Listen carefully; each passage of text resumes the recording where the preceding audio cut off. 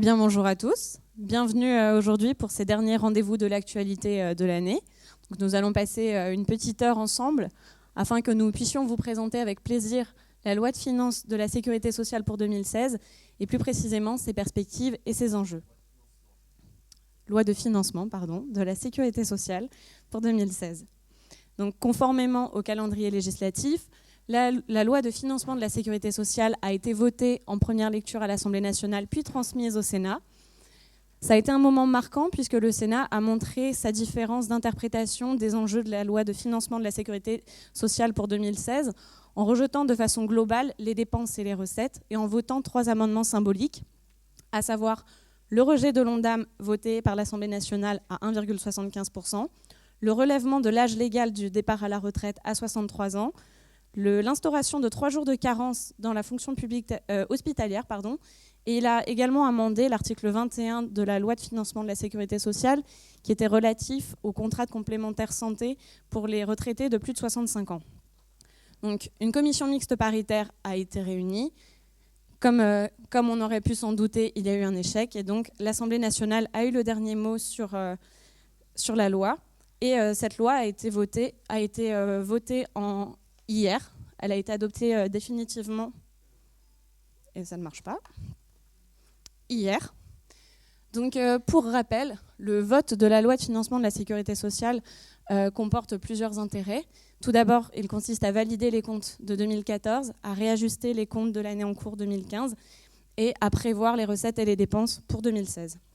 Comme vous le savez, évidemment, je vais faire un bref rappel. Les lois de financement ont été mises en place depuis 1996. Elles doivent permettre d'assurer un meilleur pilotage par des engagements pluriannuels, une meilleure transparence et la maîtrise des dépenses sociales et d'intégrer la logique de performance. Concernant la problématique de notre sujet, ça va être principalement axé sur le financement et notamment sur les prévisions de retour à l'équilibre des comptes sociaux tels qu'ils avaient été envisagés depuis 2013 concernant l'année 2016 et finalement mettre en comparaison avec l'état actuel de la loi de financement. Donc pour cela, voici notre plan. Donc tout d'abord, la trajectoire de retour à l'équilibre telle qu'elle avait été prévue, que Frédéric va vous présenter, ce qui est réellement mis en œuvre dans la loi de finances 2016 et son impact sur la dette sociale. Donc je vais aborder la trajectoire de retour à l'équilibre au travers des prévisions pour 2016. Donc ce qu'on voit clairement, c'est qu'on se plaçait alors, pour la loi de financement 2013, on se plaçait clairement sur une trajectoire de retour à l'équilibre pour 2017, dans le cadre plus global de l'équilibre de l'ensemble des comptes publics. Et la volonté affichée aussi de ne pas faire peser le financement de dépenses courantes par l'emprunt et dont la charge de remboursement échouerait aux générations futures. Donc, le tableau montre clairement la volatilité des prévisions et leur adaptation au fil du temps, en fonction de la croissance supposée du PIB. C'est ainsi qu'en loi de financement 2013 votée fin 2012, on partait sur une croissance du PIB pour 2016 à 2%, et avec un Ondam à 2,5. On voit qu'il y a un delta, de toute façon, entre la croissance du PIB et l'Ondam qui augmente plus vite. Ce qui faisait des recettes prévisionnelles de 365 milliards et des dépenses de 373 pour un déficit de 8 milliards. On va voir l'évolution au cours des différentes LFSS de ces prévisions. Ces 8 milliards en solde donnaient moins 2,3 pour la maladie, de déficit, c'est des milliards. Pour la famille, moins 1,7 et pour la vieillesse, moins 4,9. Seule la branche AT-MP était à l'équilibre et dégageait même un léger excédent de 800 millions. Donc, ces prévisions faites fin 2012 pour la LFSS 2013 ont été réactualisées en 2014, où la croissance du PIB a été maintenue malgré tout à 2% et une prévision de croissance de l'Ondam réduite à 2,4%. Ceci a un impact sur les recettes, 361 milliards, mais aussi sur les dépenses, 366, et on était alors sur une trajectoire d'un déficit estimé à 5 milliards pour 2016, principalement dû à la branche maladie, moins 4 milliards, puisque la vieillesse, contrairement aux prévisions faites l'année d'avant, était alors à l'équilibre, avec un maintien du déficit pour la branche famille à 1,6 milliard et la branche AT-MP dégageant, là encore, un léger excédent de 600 millions. Ces prévisions, enfin, ont été réactualisées l'année dernière, puisqu'il y a une petite coquille pour ceux sur les prévisions 2016 en 2015, où, tenant compte des réalités se rapprochant de 2016, le PIB n'était plus estimé qu'avec une croissance à 1,7, un ONDAM à 1,9, avec un impact sur les recettes, avec une baisse sur les recettes à 350 milliards, et un effort également sur les dépenses, puisqu'on passait alors à 357 milliards, pour un déficit de 7 milliards. Ces 7 milliards de déficit étant presque exclusivement dus à la branche maladie, puisque la branche maladie devait accuser, selon les prévisions de l'année dernière, pour 2016, un déficit de 5,8 milliards, et la branche famille prenant sa part au déficit avec 1,4 pratiquement constant selon toutes les prévisions, et la vieillesse accusant, elle, un léger déficit de 500 millions, et la TMP toujours un solde légèrement positif. On constate donc que ces prévisions sont soumises aux aléas de la croissance du PIB et également à la croissance de la masse salariale, puisque la croissance de la masse salariale évolue moins vite que l'ensemble des dépenses, puisqu'elle a ainsi augmenté de 1,5% seulement sur les 12 derniers mois, selon une étude de la COS de septembre 2015. Donc le décrochage entre d'une part la croissance des recettes et la croissance des dépenses fait que structurellement la branche maladie se retrouve déficitaire. On va voir ce qu'il en est des prévisions pour 2016 au titre de la LFSS votée ces derniers jours. Donc je vais maintenant un petit peu mettre en perspective ce que Frédéric vient de vous expliquer avec ce qui a été réellement voté.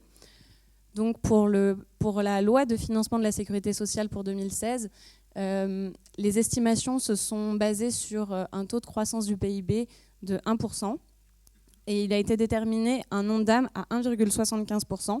Pour rappel, en 2015, il a été de 2,1%. Le déficit total devrait atteindre 9,7 milliards d'euros. Il y a une forte valeur symbolique puisque le déficit donc, devrait être sous la barre des 10 milliards, et le gouvernement se félicite de revenir à un niveau de déficit semblable au niveau d'avant 2008, dont 6 milliards rien que pour le régime général. Lorsqu'on regarde le solde des branches, on voit tout d'abord que la branche AT-MP est pour la 4e année consécutive excédentaire, que la branche vieillesse devrait obtenir un solde nul.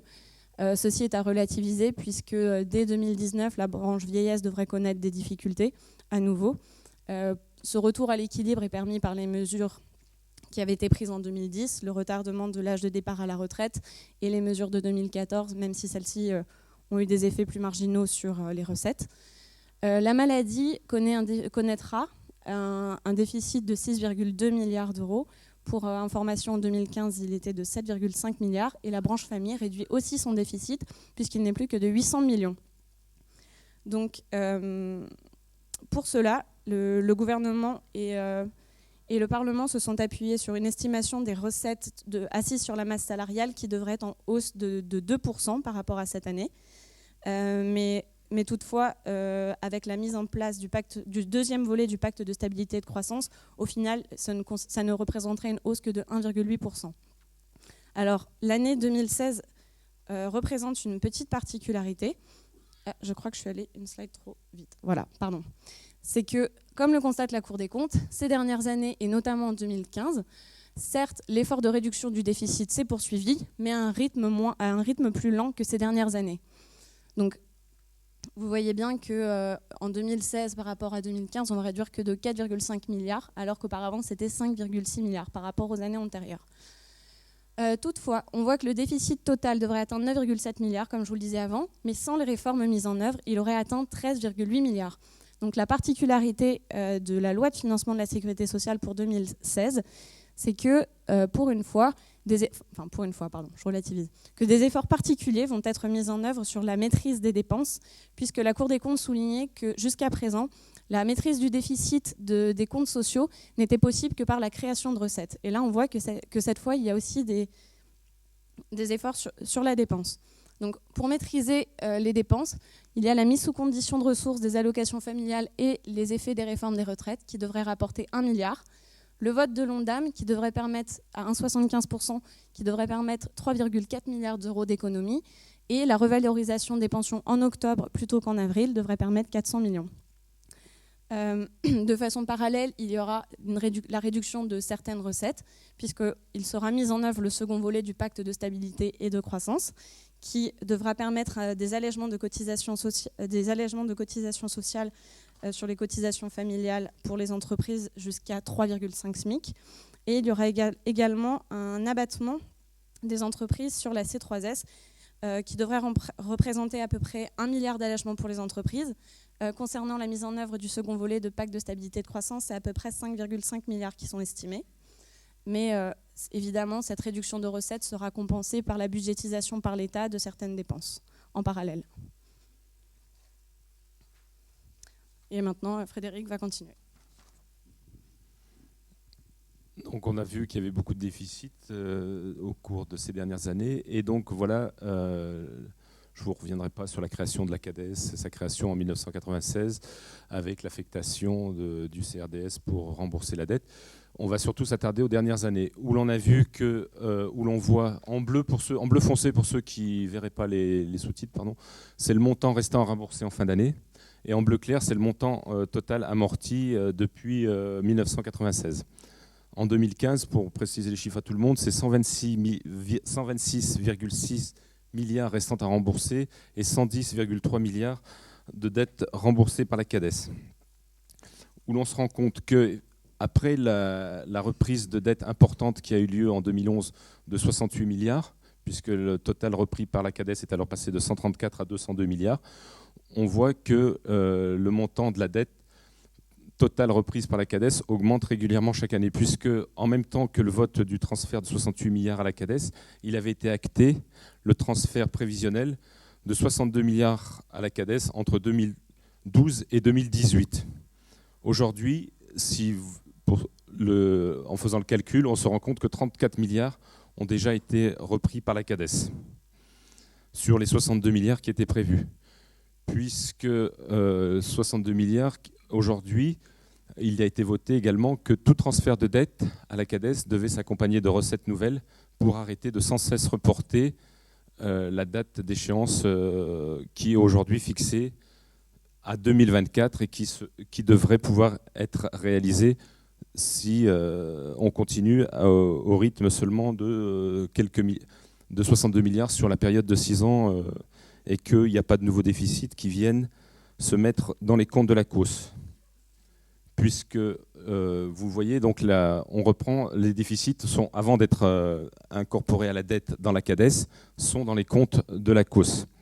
C'est le slide d'après, où l'on se rend compte que la COS porte chaque année plusieurs milliards de déficits dans ses comptes, et ce qui n'est pas souhaitable en termes de gestion financière, puisque si la CADES peut se financer à moyen et long terme sur les marchés, la COS, elle, ne peut pas se financer à moyen et long terme et donc est très soumise aux fluctuations du financement à court terme, ce qui fait peser un risque sur les comptes sociaux. Pour information, là on parle des besoins de trésorerie de la COS en fin d'année, mais il faut savoir que le point le plus haut, par exemple pour 2015, en trésorerie, a été atteint le 6 août, et le déficit n'était que de 16,2 milliards ce jour-là. Et en fin d'année, on devrait se retrouver à peu près à une trentaine de milliards dans les comptes de la COS. Donc, comme le dit la Cour des comptes et comme cette dette n'a pas vocation à rester dans les comptes de la COS, mais à être prise par la CADES.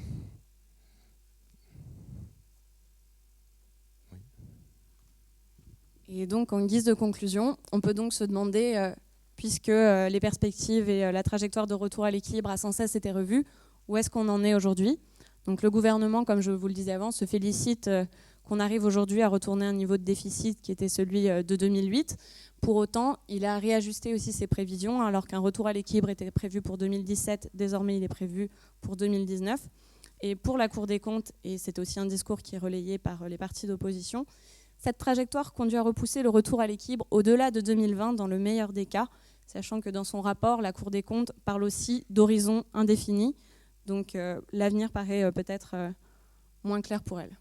Voilà, on vous remercie de votre attention et si vous avez des questions, n'hésitez pas.